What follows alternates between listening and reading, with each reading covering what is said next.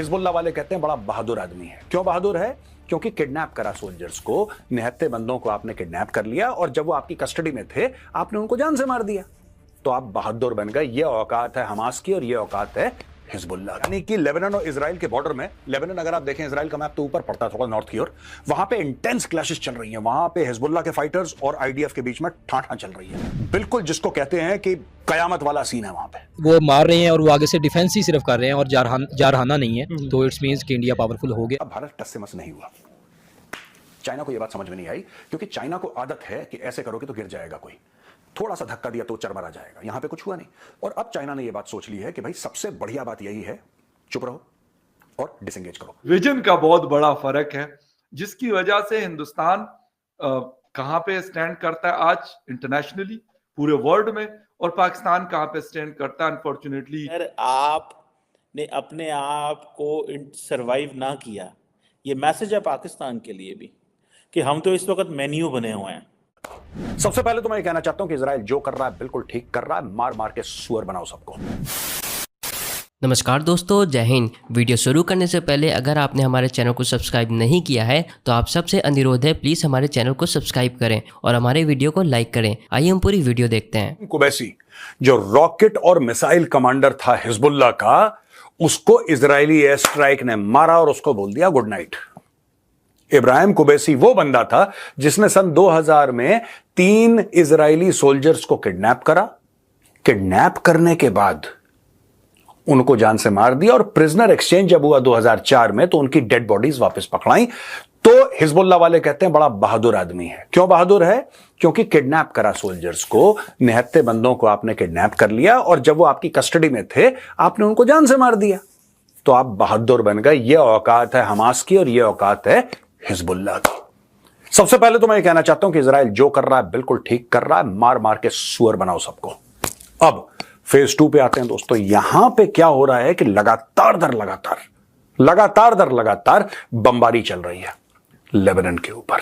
अच्छा, आराम से बैठे थे। देखिए मैं आपको फिर बताता हूं इसमें चक्कर क्या है। ये इनकी ना, इनको खाज है अंग विशेष में, इनको अंग विशेष पर खुजली होती है। लड़ाई किसकी थी? अटैक किसने करा? 7 अक्टूबर को हमास ने अटैक करा था। इजराइल ने किस पे जवाबी कार्रवाई करी? हमास में। हमास को मारा। इजराइल ने लेबनान में कुछ नहीं करा। इजराइल ने हिजबुल्लाह को कुछ भी नहीं बोला कि भाई तुम्हारा हमारा कोई फड्डा है ही नहीं, हम हमास के साथ डील कर रहे हैं। इनको पता नहीं क्या खुजली हुई अंग विशेष में, इन्होंने बोला नहीं हम भी रॉकेट मारेंगे। अभी हाल फिलहाल में 300 रॉकेट मारे, कख नहीं हुआ इजराइल का। लेकिन इजराइल का कुछ नहीं हुआ इसका मतलब यह नहीं कि इजराइल कुछ नहीं करेगा। जो इनका मिसाइल कमांडर था उसको निपटा दिया। अब मैं आपको पूरी खबर सुनाता हूं, फिर मैं आपको एनालाइज ये कर क्या रहा है ईरान यहां पे। ठीक है दोस्तों, एयर स्ट्राइक जो है इंटेंस क्रॉस बॉर्डर, यानी कि लेबनान और इजराइल के बॉर्डर में, लेबनान अगर आप देखें इजराइल का मैप तो ऊपर पड़ता है थोड़ा नॉर्थ की ओर, वहां पे इंटेंस क्लैशेस चल रही हैं। वहां पे हिजबुल्लाह के फाइटर्स और आईडीएफ के बीच में ठाठा चल रही है। बिल्कुल जिसको कहते हैं कि कयामत वाला सीन है वहां पे, मार देंगे काट देंगे उस टाइप वाला सीन वहां पे चल रहा है। और इसको जब मारा है कुबैसी को, इब्राहिम कुबैसी को, तो बोला है कि he was a martyr on the road to Jerusalem. ये फालतू में जेरूसलम हर जगह ले आते हैं। अरे तुम्हारा है ही नहीं जेरूसलम, तुम क्यों सेंटी हो रहे हो यार? तुम्हारा लेना कुछ ना लेना दो भाई, फालतू में। और martyr on the road anyway निपटा दिया उसको, घसीट के मारा है बुरी तरीके से, वहीं पे बम मारा जहां पे था। और ये वही कुबैसी है जिसने बोला था कि जिसने ये 3 इजरायली सोल्जर्स को किडनैप करा था। राइट। अब हमने आपको एक और बात बताई थी कि एक और हिजबुल्लाह के कमांडर को इन्होंने मार दिया था इजराइल में, जो पार्किंग लॉट में था, वो मीटिंग कर रहा था अपनी। ही वाज सेइंग आ जाओ सब मंडे मॉर्निंग मीटिंग करेंगे। मंडे मॉर्निंग मीटिंग कर रहा था, वहीं पे गई मिसाइल, पूरी की पूरी बिल्डिंग नीचे आ गई, दब के मर गए सब, और वो भी खत्म हो गया। अच्छा जी, अब यहां पे आता है ईरान का गेम, जो मैं आपसे कह रहा था कि ईरान का क्या गेम है। ईरान ये कह रहा है कि, और ये वॉल स्ट्रीट ने रिपोर्ट करा है कि रशिया की मिसाइल्स ये हूथीज को दे रहा है। रूस की जो मिसाइलें हैं, रूस से लेके ईरान, क्योंकि रशिया एक बार सोचेगा नॉन स्टेट एक्टर्स को सेल करने के लिए, और रूस के पास अच्छी मिसाइल्स हैं, बढ़िया मिसाइल्स हैं, तो ईरान क्या कर रहा है कि रूस के साथ उसके रिश्ते ठीक ठाक हैं, जिसको ब्रोकर कर रखा है चीन ने। अब देखिए पीछे खड़ा है चीन। मैं बार बार यही बात समझा रहा हूं, चाइना नहीं चाहता है कि यह लड़ाई खत्म हो। चाइना चाहता नहीं, इसलिए चाइना बोलेगा ईरान से कि तुम एक काम करो, और यही हुआ भी है। चाइना ईरान से बोलेगा सुनो यार, तुम्हारे हूथी को मार मार के इजरायलियों ने सुअर बना दिया, अब तुम एक काम करो, सुअर तो इनको बनना ही था, तुम एक काम करो, तुम रशिया को अप्रोच करो। ये ईरानियों से बोल रहे हैं चाइनीज, तुम रशिया को अप्रोच करो और रशिया को ये बोलो कि भैया हमें इतनी इतनी मिसाइल चाहिए, don't worry about the money. पीछे से हम रूस को पैसा दे देंगे और रूस को बोलेंगे कि हां कर दो, रूस इनको मिसाइल दे देगा, तुम ये हूथियों को दे देना। अब यमन का एरिया है, जो सदर्न पार्ट ऑफ यमन है, वहां पे अगर आप देखेंगे वहां पे हूथियों के बेस हैं कई सारे, और ये जो हूथीज हैं दोस्तों, ये लोग ट्रेडिशनली शिप्स पे हमला करते आए हैं। पाकिस्तान वाले जाना भी चाहते हैं तो अच्छी बात है, क्योंकि हमारा मुल्क गुर्बत में है, गरीब तबके को जो है ना रोजी नहीं मिल रही है, गुर्बत से लोग मर रहे हैं।